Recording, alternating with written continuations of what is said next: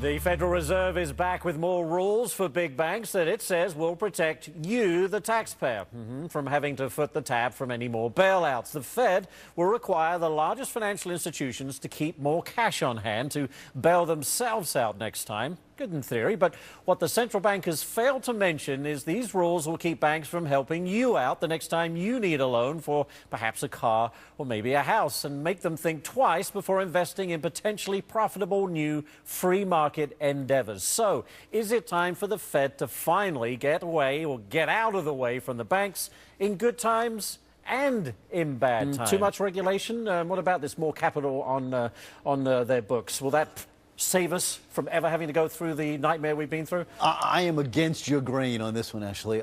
Listen, I think these guys were irresponsible. I think they proved that they can't be trusted. And you know what? I want tighter regs, not looser regs on these greedy jerks. To the point of our lead in the look, jerks they're not the best lending word I money. could give You put more regulations on them, it always comes back to hurt the consumer in the long run. Listen, I understand no industry, including the banking industry, wants government regulation. They want to just do things however they do it, and I'm fine with that until they prove to me that they can't be trusted. Do you remember 2008? These guys were reckless. They came running for our money, and I'm sorry, our money comes with strings attached. I want to get your feelings on this, Amelia, very quickly. What do you think? Do you agree with Ellis? I totally fundamentally disagree on every level, because again, dogs are dogs. So I don't care what rules and regulations you put there, they're going to find a way around it. Dick Beauvais, the banking guru, is predicting 150,000 layoffs in the banking industry next year. He says because of government regulations and the weak economy. So the question becomes, are the regulations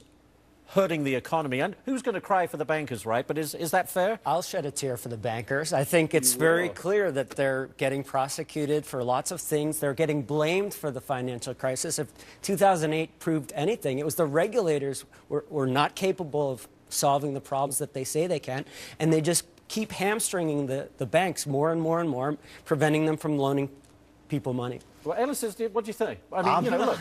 I'm not joining this pity party. I'm sorry. I mean, nobody made them take our money. Nobody made them make reckless loans. They did that all themselves. Well, because they believed the marketing pitch. You trust these guys? No, I absolutely don't trust them. Not at all. But at what point does regulation absolutely start to hurt the overall economy?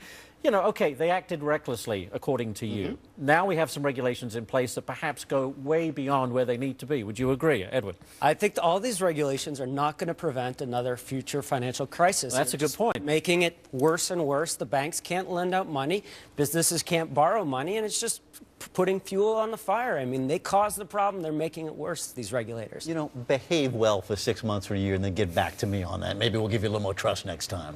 They have to earn their trust. Small businesses account for 70% of hiring in this country. They are the lifeblood. True. Yeah, listen, I am sympathetic to small business, and you're right. I mean, it is very tough to get loans out there. But let's remember what these regs are supposed to do. They're to make sure that banks actually hold back a little bit of money, so when some of your friends don't pay back their loans, the whole economy doesn't come crashing down. We want to have some solid capital back up to these lending decisions. Just throwing all this caution to the wind didn't really work very well last time.